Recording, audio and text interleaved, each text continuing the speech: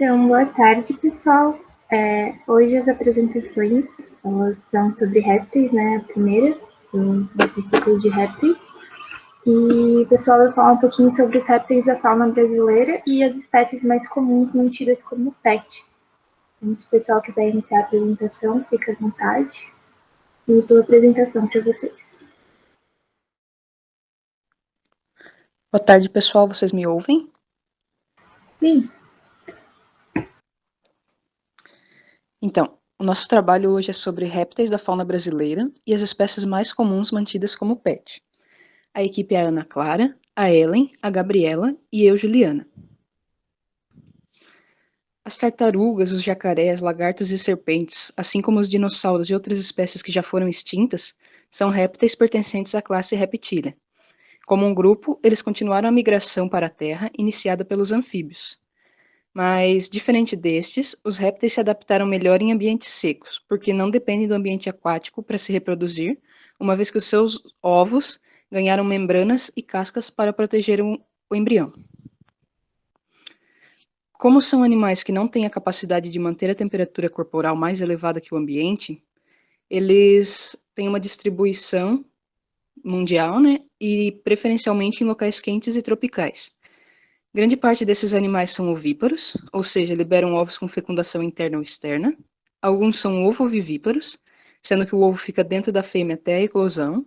E uma outra quantidade de animais também são vivíparos, ou seja, o embrião e o feto se desenvolvem completamente no corpo da mãe.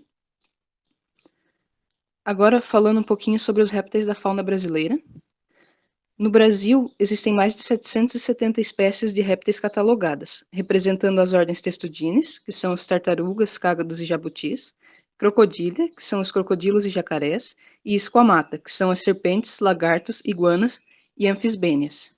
E segundo o ICMBio, há 31 espécies de quelônios continentais, que são representados pelos cágados, tartarugas e jabutis, 6 espécies de crocodilianos, sendo todas elas do gênero Caimã, e mais de 700 espécies do grupo Squamata, que são as cobras, lagartos e anfisbênias, sendo que essas são as cobras de duas cabeças.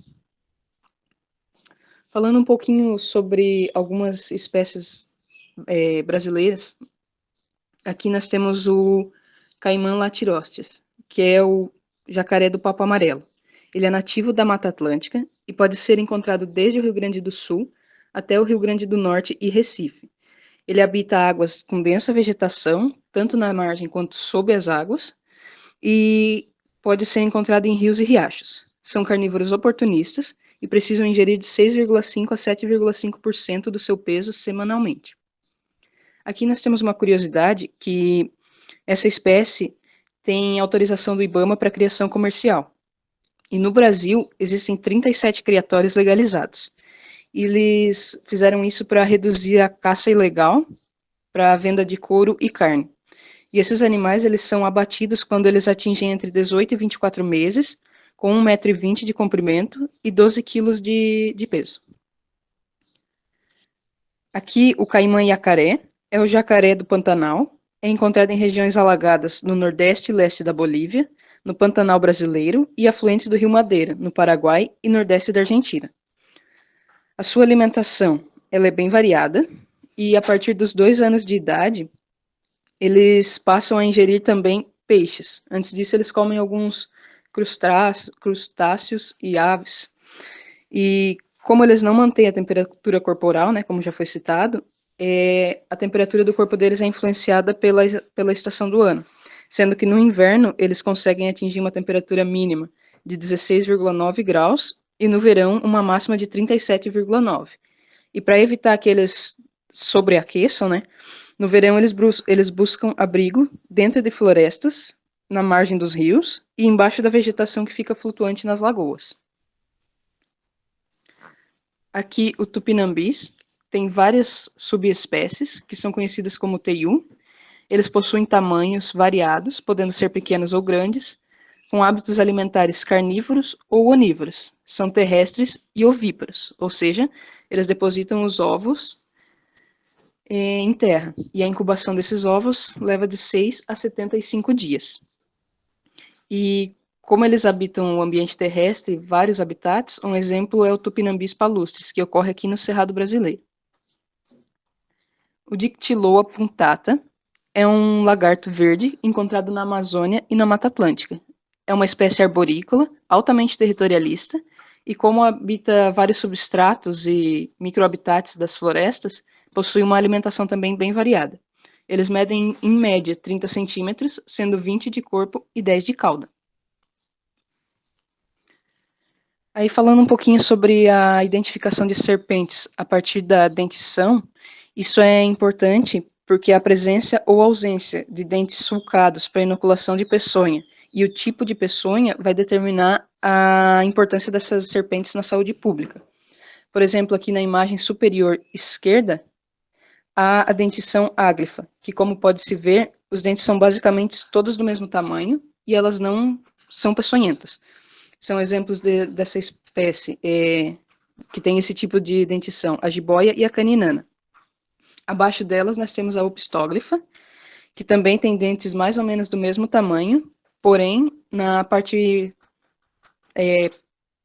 posterior da maxila tem um dente maior, que também é responsável por inocular peçonha, só que a peçonha dela não tem importância na saúde pública, sendo um exemplo de espécie as falsas corais.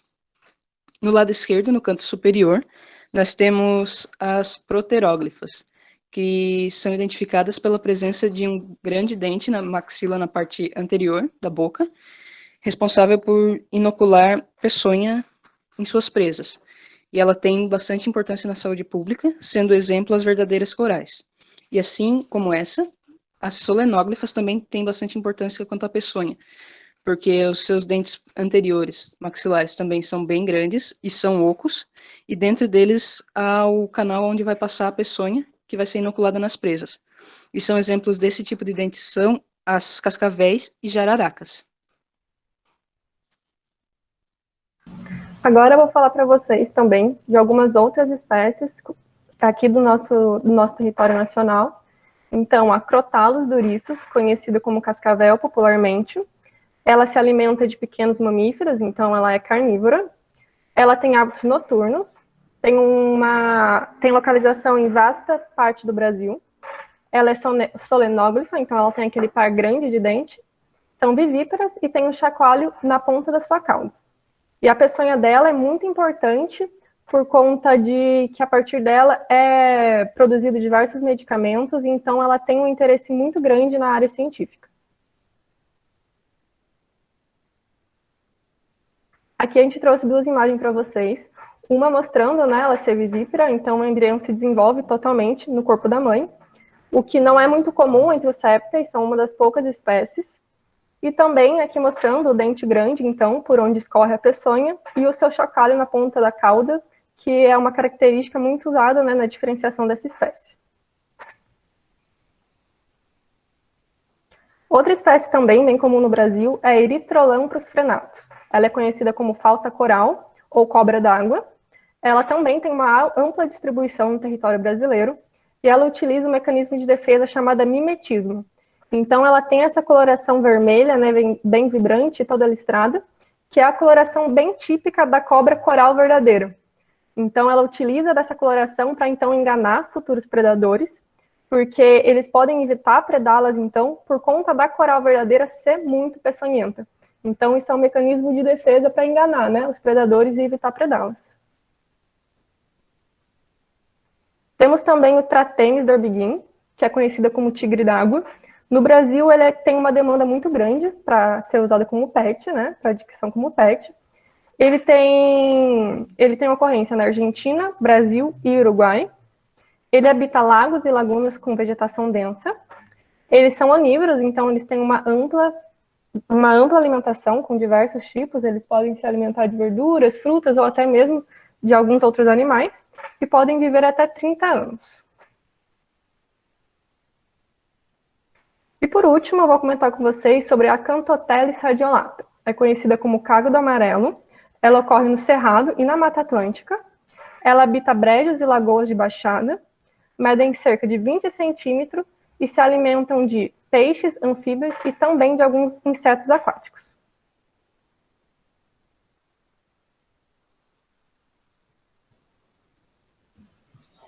Então, pessoal, eu vou falar um pouco das espécies que são mais comuns de serem mantidas como pets. E por que esse mercado está crescendo tanto hoje em dia? Primeiro por motivação, por serem animais exóticos, e alguns tutores também é por modismo, por ver que é um ramo que está crescendo muito. Além de que tem espécies diferentes, cores diferentes, tamanhos diferentes, o que também acaba atraindo. Só que a gente tem que ficar de olho na comercialização, porque infelizmente, ainda hoje, muitos animais vêm da ilegalidade. Passa. E a gente tem que ficar de olho na anatomia e na fisiologia, pois o que tem que ter muita atenção do comprador, pois esses animais são muito sensíveis. Temos que ficar de olho na temperatura corporal, glândulas. E eu trouxe algumas curiosidades que as aves, por exemplo, elas têm problemas respiratórios, infecciosos e, em alguns casos mais extremos, até parasitários, devido ao excesso de frio e vento. Os roedores e os coelhos, eles podem desenvolver doenças infecciosas devido a um manejo inadequado da alimentação e do ambiente em que eles vivem. E os répteis, devido à falta de higiene adequada, e além de uma temperatura e umidade equivocada, eles também podem desenvolver várias doenças. Por isso que é tão importante ter um veterinário de confiança quando resolver comprar um pet desse, o que também, além de ajudar no manejo e no cuidado com os animais, vai aumentar a sobrevida dele. Para comprar um animal desse, nós temos que tomar alguns cuidados. Primeiro, conhecer a espécie, pois cada uma tem uma documentação específica, tem restrições de criação. O possível comprador, ele tem que saber que cada espécie tem os seus hábitos sociais, seus comportamentos naturais, nem todas são tão apegadas, nem todas são tão sociáveis, que é uma coisa que tem que pesar muito também na hora de comprar, de escolher qual espécie, pois o animal não vai mudar os seus hábitos. E depois que a gente escolhe a espécie, a gente tem que entrar no site do IBAMA, onde lá vai ter uma lista que consta quais espécies precisam de uma documentação especial e quais não. As que não necessitam dessa documentação especial do IBAMA, elas são um pouco mais fáceis de adquirir e acabam sendo um pouco mais baratas também. Mas a gente, mesmo assim, tem que tomar cuidado se é um lugar que cuida direito, que não vem da ilegalidade dos animais. Caso a espécie que foi escolhida seja uma dessas que precisa da autorização, a gente precisa procurar um criador autorizado que siga todas as leis do IBAMA. E na hora de adquirir, o animal deve vir com uma nota fiscal, que vai ter a espécie, a marcação e o microchip do animal, além de um certificado de origem. E essa nota fiscal, ela vem com uma marcação de um selo especial também, tudo isso para mostrar que está dentro da legalidade. Mesmo a gente seguindo todos os passos legais, a gente tem que ficar atento que esses animais a gente não pode reproduzir eles de maneira alguma, e eles também não podem ser expostos para visitação pública, mesmo que não seja de fins financeiros, porque a gente tem que respeitar o animal também. Daí a gente trouxe aqui o preço médio desses animais e a expectativa de vida média também. Só lembrando que tem alguns estados que estão proibidos a comercialização desses animais e que é uma média porque esses valores eles mudam de lugar para lugar. O cágado de orelha vermelha, por exemplo, a média é R$300 com 40 anos de vida. O camaleão varia de R$500 a R$700, de 2 a 10 anos, dependendo da sua subespécie. As cobras do milho, de R$300 a R$600, elas vivem de 6 a 8 anos. Os jabutis, a média é R$400 e eles podem chegar a viver até 100 anos. As jiboias, R$1.500, elas vivem em média 20 anos. As lagartixas leopardo, R$400, vivem 15 anos mais ou menos. E os tigres d'água de R$120 a R$150 e eles podem viver de 60 a 70 anos. Daí, fazendo um levantamento assim meio geral, esse mercado que está crescendo tanto, a gente tem aproximadamente 537 espécies de 36 famílias diferentes nessa parte de pets exóticos, e entre elas as mais cobiçadas são os lagartos, os quelônios, as serpentes e os crocodilos. Daí aqui a gente tem alguns exemplos também de animais, com as suas espécies e famílias. E a fotinho deles, a iguana, o cágado, o jabuti, a jiboia, para quem não conhece, conhecer. Além da lagartixa leopardo, o dragão com chifres, o camaleão e a cobra do milho. Eu vou falar um pouquinho sobre o manejo de répteis em cativeiro. Começando então pela nutrição. As iguanas e os lagartos, eles podem ser de hábitos herbívoros, onívoros e carnívoros. Espécies herbívoras, em vida livre, elas se alimentam principalmente de folhas. Em cativeiro, a dieta é constituída de vegetais, frutas e legumes. Para as espécies onívoras, além dos vegetais, é necessário ter uma proteína.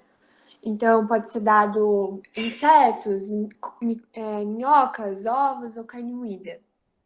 Os lagartos carnívoros, eles se alimentam principalmente de presas inteiras, como roedores, peixes ou insetos. Todas as serpentes, elas são consideradas carnívoras, elas ingerem suas presas inteiras, pois elas têm uma anatomia toda especializada para isso. Os seus dentes, eles não servem para cortar ou mastigar. Já o seu crânio possibilita uma grande abertura da boca, por isso que eles são capazes de engolir os animais grandes. A maioria das serpentes, elas se alimentam de anfíbios, lagartos e mamíferos. Em cativeiro, elas se adaptam muito bem a uma alimentação com roedores. Já tem algumas serpentes que têm uma alimentação mais específica. Elas se alimentam de moluscos e anfíbios. Então, é bem difícil de manter essas serpentes, por isso não são tão populares. Os cestúdines, eles podem ser carnívoros, onívoros e herbívoros.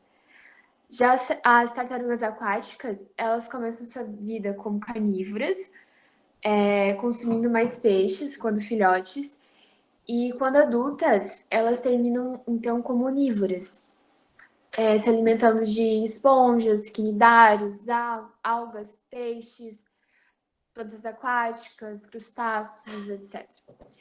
Os jabutis são testúdines herbívoros, se alimentando de espinafre, alfafa, brotos, etc. As rações comerciais, elas, no geral, têm menos gordura. Por isso que é um problema as rações, porque a gordura ela é muito essencial para o crescimento, a reprodução, a manutenção encefálica dos testúdines. A saúde de um réptil que vive em cativeiro, ela está muito relacionada com o modo que ele é criado. Então, o manejo, o habitat, a nutrição. Os recintos impróprios são a segunda causa mais comum de doenças. A primeira é a dieta imprópria, ao não oferecer esses nutrientes necessários para o desenvolvimento. Entre os distúrbios mais populares, que ocorrem com maior frequência, estão a anorexia, a doença óssea metabólica e a hipovitaminose A, que é a deficiência de vitamina A.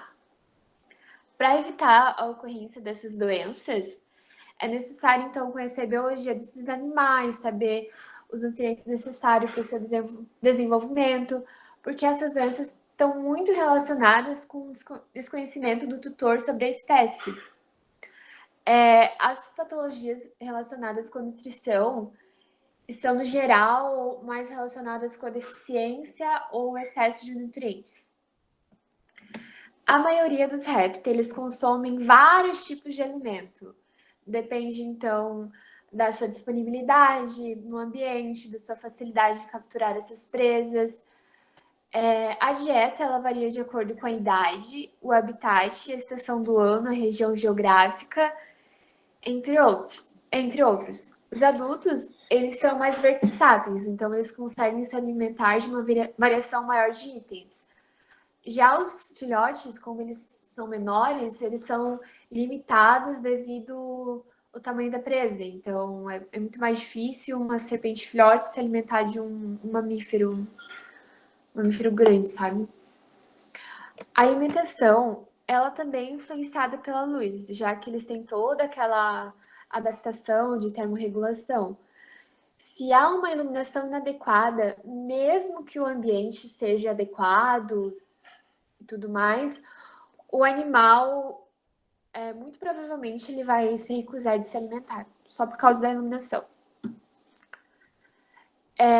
O cálcio e os fósforos são de grande importância na nutrição do réptil, principalmente para o crescimento desejável e saudável do esqueleto e pelo endurecimento da carapaça e do plastrão. Então, como eu falei para vocês, tem aquela doença ósseo-metabólica, está muito relacionada também com cálcio e fósforo. Animais que alimentados com a presa toda têm menos probabilidade de desenvolver problemas nutricionais, desde que essas presas elas sejam alimentadas de forma adequada. Também em dietas insetívoras, os insetos eles têm que ser alimentados com uma dieta completa, suplementados de minerais e vitaminas. Então, aqui tem umas fotinhos, né? A serpente ali está alimentando de mamífero, o testudine se alimentando de verduras. Pode passar. Falando um pouquinho sobre ambiente, todos os recintos eles têm que ter um local sombreado, com piso de areia, terra, grama, folhiço, ou essas combinações. Todo réptil ele tem que ter um acesso à água de beber disponível, a todo momento. Os alojamentos que têm fêmeas adultas presentes têm que ter um substrato propício para a desova, caso ocorrer ela. Quando existir um tanque ou lago no alojamento, as paredes e os fundos não podem ser de materiais ásperos para não machucar o animal. No caso de répteis mantidos em ambientes fechados, quando é o terrário ou o paludário, essas deverão possuir iluminação artificial, composta por lâmpadas especiais que substituem a radiação solar. No caso de abrigar espécies arborícolas, o alojamento deverá conter galhos, madeira. Os recintos eles devem ter fonte artificial de aquecimento que seja adequada, que mantenha a umidade ideal para a espécie e promova, então, um gradiente de temperatura que permite os animais na termorregulação, né?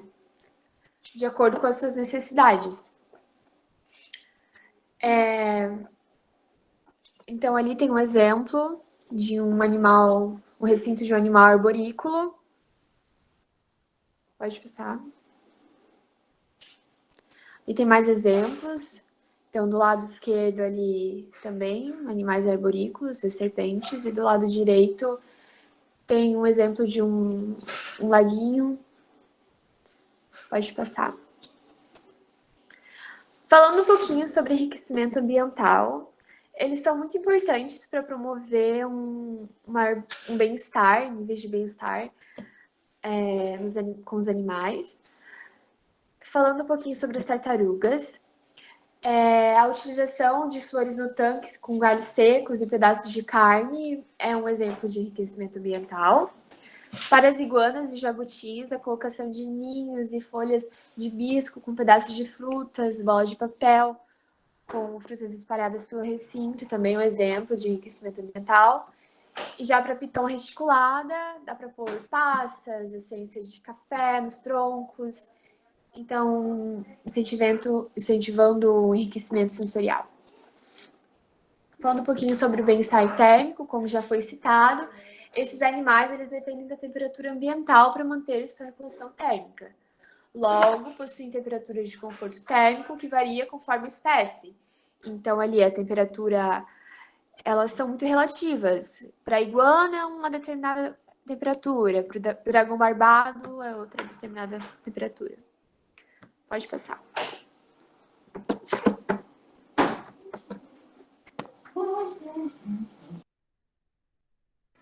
Então, agora vamos comentar um pouco sobre o tráfico, né, desses animais. O tráfico de animais ele é o terceiro maior do mundo ficando atrás somente do tráfico de armas e do tráfico de drogas. E a lei que ampara esse crime é a Lei 9.605 de crimes ambientais, em que prevê de 6 meses a 1 ano de cadeia, de prisão, né, para as pessoas envolvidas, e também multa para cada animal apreendido. São 3 destinos desses animais advindos do tráfico. Nós temos a biopirataria, que são os animais em que fornece alguma química necessária para a produção de algum medicamento ou algum cosmético. Então, as espécies mais acometidas são as espécies peçonhentas, e entre os répteis, então, são as serpentes peçonhentas. Temos também, entre a biopirataria, nós já temos mais de 400 proteínas isoladas da peçonha das cobras. Então, é algo que realmente tem muito interesse na área científica. Outro destino também é o pet shop, que daí são os animais que são vendidos como pets, né, como pets não convencionais. E no Brasil, o animal mais traficado e vendido como pet é o jabuti. E também temos um que é mais problemático ainda, que são os colecionadores, que eles estão em vista, né? O objetivo deles são animais que beiram a extinção. Então, quanto mais raro e menos espécies tiverem na natureza, mais vai ser valorizado esse animal. Então, são animais que precisam de conservação e de proteção, e algumas vezes eles podem ser vendidos, né, com preços exorbitantes. Foi feita uma pesquisa para mostrar quais são os grupos de animais que são mais acometidos pelo tráfico. Então, o resultado foi que as aves ocupam o primeiro lugar de longe, com 82,57%, e os répteis vêm em segundo lugar, tendo 13,73%. E vem aumentando cada vez mais, ano após ano vai aumentando, porque o interesse da população nesses animais vem crescendo, também como pet, né, porque as pessoas têm interesse na diversidade desses animais, e também porque eles são usados, a pele, né, é usado para serem feitos diversos acessórios, que ainda está na alta moda e ainda é muito valorizado, infelizmente. Falando um pouquinho sobre umas curiosidades sobre os répteis, tem a arribada, que é como os pesquisadores denominam a agregação em massa de tartarugas-oliva, que chegam à praia para desovar centenas ao mesmo tempo. Então, realmente são milhares de tartarugas que vão para uma mesma praia. Isso ocorre na Costa Rica, no México, na Índia, que recebem esses maiores grupos de tartarugas. Não há muitos registros de arribada no Brasil.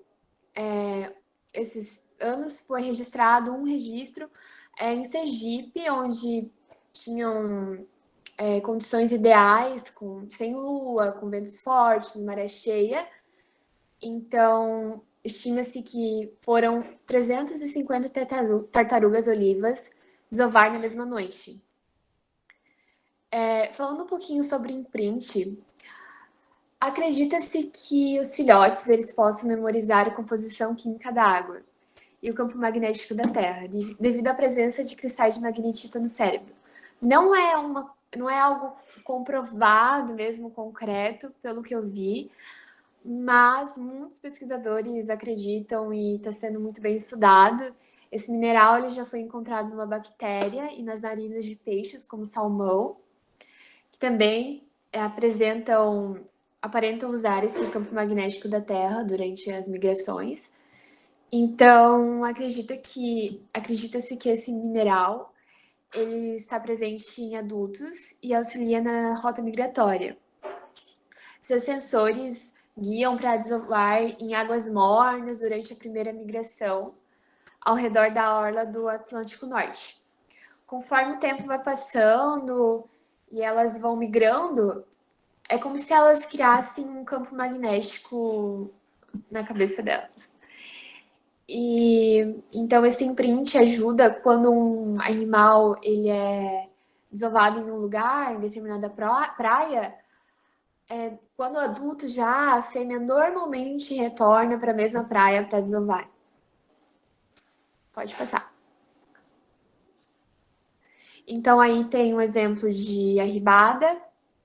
São várias tartarugas olivas que desovam ao mesmo tempo. Esses eventos, eles devem ser muito bem fiscalizados, pelo menos o que ocorreu aqui no Brasil foi bem fiscalizado, porque essas tartarugas são muito suscetíveis a predadores, a também tráfico. São muitas tartarugas ao mesmo tempo. Então, é um evento bem interessante que ocorre. Então, para a gente concluir, para a gente fechar, a retirada desses animais do seu ambiente natural causa um impacto e um desequilíbrio muito grande no ecossistema em que eles vivem e também nas espécies que, de alguma forma, estão relacionadas com esses animais. E muito da retirada desses animais da natureza está relacionada à venda deles como pet, né? Então, é de muita importância, quando alguém for adquirir esses animais, terem em vista e terem a certificação de que se eles são realmente, eles estão na legalidade e eles não foram simplesmente retirados da natureza, né? E além disso, também, antes de adquirir qualquer espécie não convencional, aqui a gente tratando de répteis, tem que conhecer muito bem a biologia do animal que está sendo comprado, né, que está sendo adquirido. Porque, como a gente falou aqui, os répteis são um grupo bem diverso, cada um tem as suas singularidades, cada um tem as suas necessidades.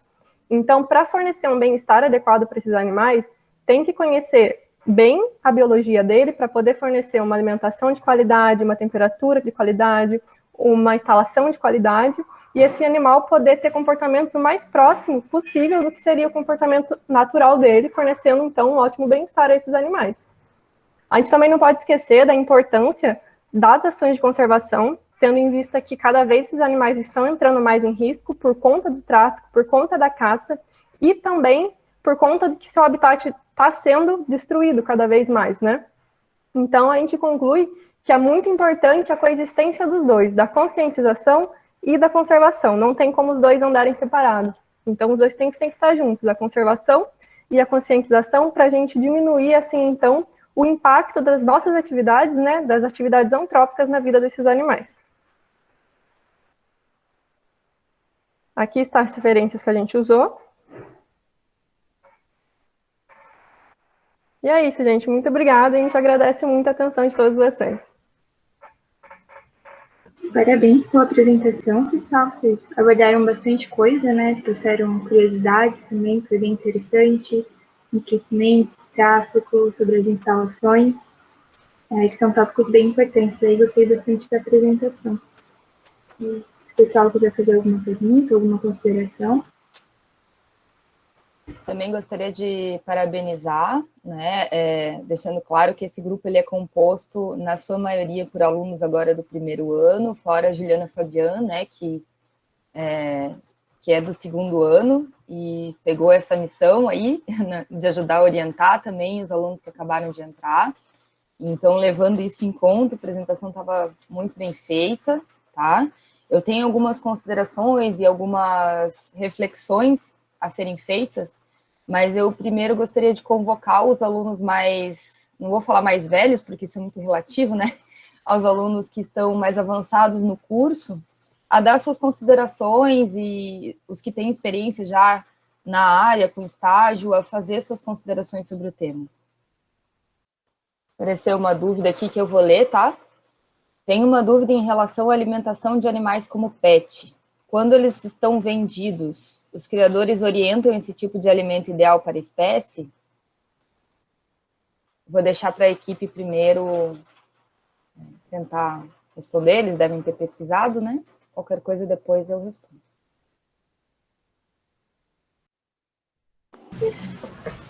Eu vou responder, então. A maior parte desses animais, eles são comprados em pet shops, né? E tem muito pet shop que o certo seria, né, sempre ter um técnico, um médico veterinário para auxiliar as pessoas, mas tem pet shop que a gente não encontra, né?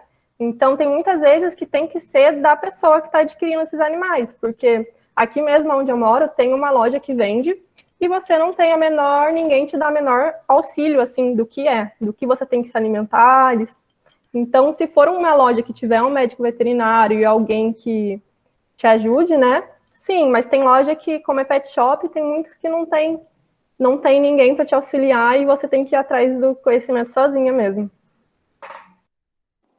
E como eu falei ali, a maior causa de doenças nesses animais são realmente a nutrição e o manejo.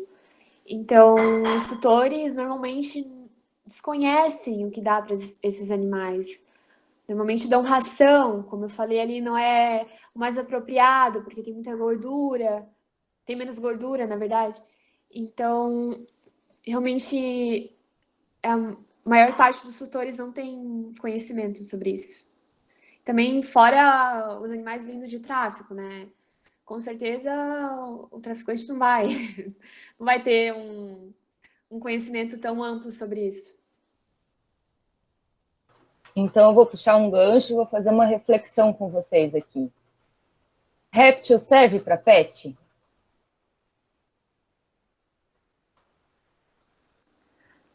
Olha, O que vocês acham? prof, eu acho que serve, só que tem que ter um conhecimento grande, um manejo grande, tem que ter conhecimento, porque não é tão fácil. Eu acho que é bem mais difícil cuidar de uma tartaruga do que de um gato, um cachorro até, porque tartarugas não duram 10 anos, duram muito mais anos. Tem a questão também de que as pessoas não têm noção de que répteis são animais contemplativos.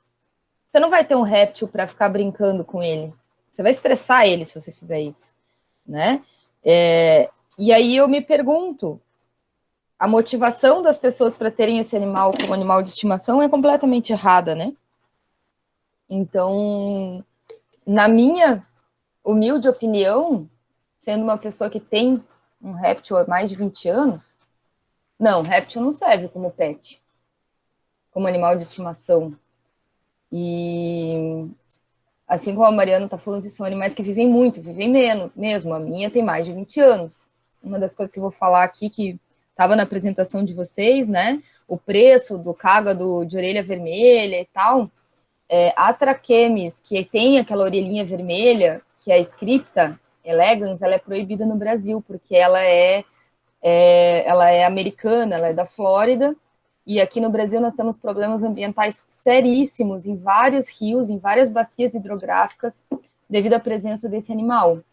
No interior de São Paulo, por exemplo, é comum você ver nos rios das cidades ali, eu vi uma vez em Piracicaba, o rio que passa no centro de Piracicaba é lotado de Trachemis scripta, né? E isso causa um problema ambiental seríssimo, porque elas competem por espaço, competem por nutrientes com as nossas espécies nativas, né? Então, você imagina, se a gente pode imaginar, se as pessoas no Brasil não dão conta nem de cuidar de gato e cachorro, que é animal doméstico, e que a gente tem aí todo um mercado para atender e muito conhecimento espalhado por aí, as pessoas mesmo assim não dão conta. Então, imagina um animal com esse nível de exigência, né? A Ellen está perguntando ali, tem algum projeto no Brasil para controlar a população de Trachemis scripta? Tem várias tentativas, Ellen. Quando existe digamos assim, uma denúncia, o órgão ambiental é obrigado a ir ao local e apreender esses animais.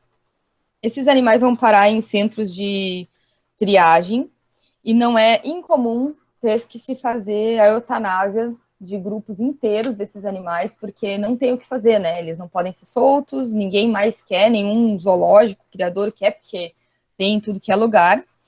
E então é um problema bastante grande, né? E existem alguns trabalhos que a gente já estudou em anos anteriores, até o André está aí, que apresentou esse trabalho um tempo atrás, de castração, né? Na verdade, castração não tirando o testículo, mas existe uma possibilidade de você fazer uma excisão do pênis, né? Penectomia, isso aí, André, para impedir a cópula, né? Desses animais, mas seria um esforço hercúleo, tá? A gente teria que fazer nacionalmente um esforço de captura desses animais, fazer a penectomia de todos os machos e colocar eles de volta para que eles não possam se reproduzir e em 20 anos a gente acabar com o problema. É uma solução também a longo prazo, tá? Isso exigiria muito dinheiro mesmo. E as pessoas compram esses animais, depois de um tempo veem qual é a dificuldade de manter um animal desse que você compra com 4 centímetros de diâmetro e ela acaba com um animal assim de 20 centímetros de comprimento, 25 centímetros de comprimento. Você tem que começa com um aquáriozinho e termina com um viveiro no quintal com 500 litros de água, assim, para ter, né, um bom acondicionamento do animal. Se for num lugar frio, você vai ter que ter lâmpada, você vai ter que fazer suplementação de vitamina. A lâmpada não é a lâmpada normal, é a lâmpada UV, que é caríssima. Então, gente, não é moleza, tá? Não é moleza manter qualquer réptil. Ah, uma outra coisa. Muitos desses animais são insetívoros, né? E existe todo um mercado de inseto, e hoje já existem algumas pessoas aqui no Brasil que criam insetos para alimento vivo e para isca de pescaria. Tem um amigo, inclusive, que vive disso. Então, queria falar para vocês que esse é um mercado para o médico veterinário também, tá? Porque, como a Ellen falou, se a presa não estiver bem alimentada e a sanidade dessa presa não for garantida, o animal que recebe essa presa também não vai estar bem, né? O André, ó, sim, aqui em Joinville tem um criador de tenebres, grilos, etc. Estão fazendo até delivery. Sim, o pessoal coloca dentro de pote, manda geladinho, depois você descongela, esquenta os bichos, eles ficam tudo se mexendo. Né? Então, assim, só tem que cuidar também, porque esse tipo de criadouro, ele pode estar trabalhando também com o pessoal do tráfico, né? Mas tem que estar tudo certinho. Fala, Gabriela. Queria falar? Vou, rapidinho, Pro. O Fala. ano passado, eu fiz um curso de férias na agronomia da Unesp, e eles estavam, nessa parte de insetívoros que você estava falando, eles estavam começando a fazer pesquisas de animais desidratados e em forma de farinha para esses tipos de pets exóticos. Eu não sei como tá agora, porque já faz um tempinho e estava bem no comecinho, mas eles falaram que tinham muitos que estavam aceitando bem. Eu achei bem interessante, porque acaba sendo uma coisa mais prática, né, do que ir dar o inseto vivo. Tem um projeto que ia começar esse ano, do Arthur, inclusive, que era com tenebro para fazer farinha também. Assim, é muito interessante isso também para a produção, né? Porque é proteína para alguns peixes, por exemplo, podem utilizar essa proteína, que é legal.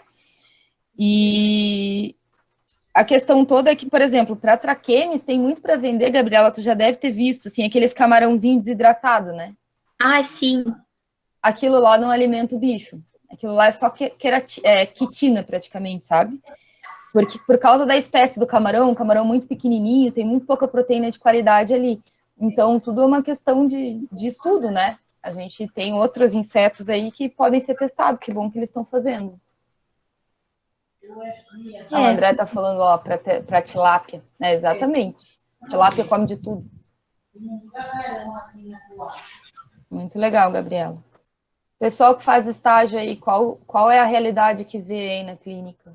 Tem aqui Heloísa, tem até foto com cobra aí. Vixe. Ai, prof, é bastante erro de manejo, assim. Quando eu fiz estágio fora, eu notei que o americano é meio doido.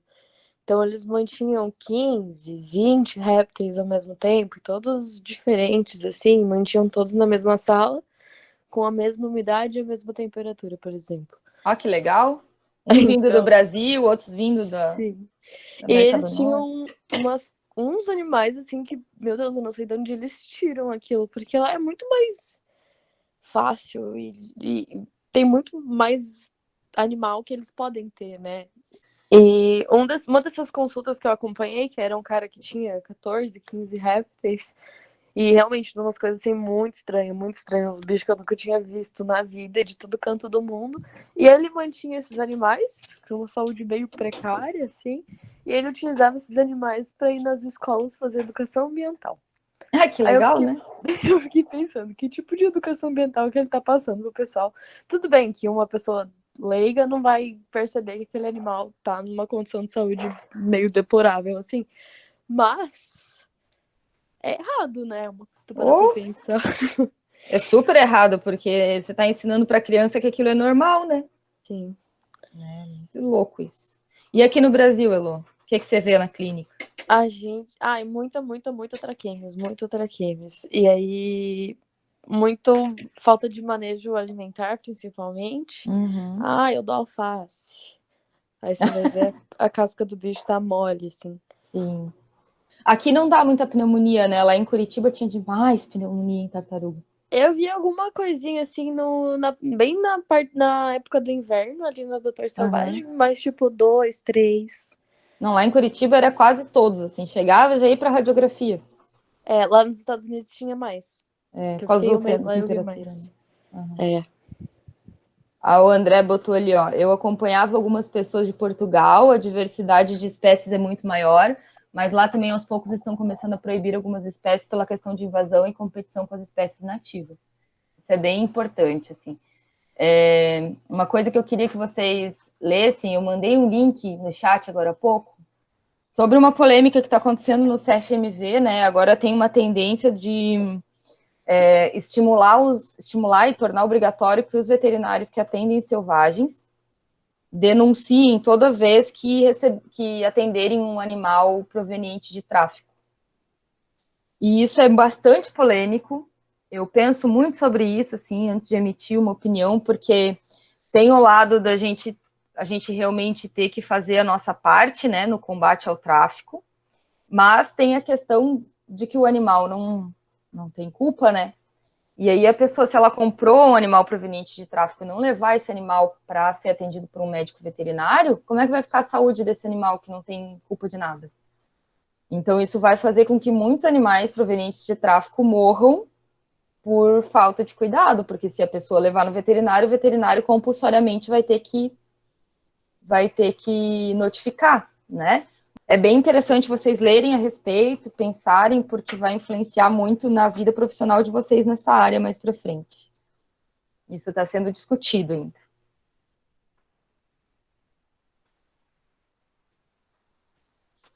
A Mariana lá, pois é, pegar o animal para eutanasiar por não ter lugar e condições de cuidar também é complicado. Também é complicado, Mariana, mas a gente é muito, às vezes, como ser humano, assim, a gente é muito hipócrita, né? Se parar para pensar, a gente não pensa duas vezes antes de botar veneno de rato, que causa dor e agonia no animal antes de morrer, ou colocar um daqueles adesivos de capturar rato, que o animal vai passar dias lá sofrendo, tem ave selvagem que se prende naquilo, né? Então, assim, o que é melhor, né? Deixar o animal sendo maltratado por 20 anos, se sobreviver, porque réptil sobrevive às piores condições possíveis, tá? Mal, mas ele sobrevive. Será que é melhor para o animal ser eutanasiado ou ficar sofrendo por décadas? Então, assim, são questões que a gente não tem resposta pronta, porque são polêmicos, né? E são muito filosóficos, assim. Mas que vocês têm que ter consciência, né?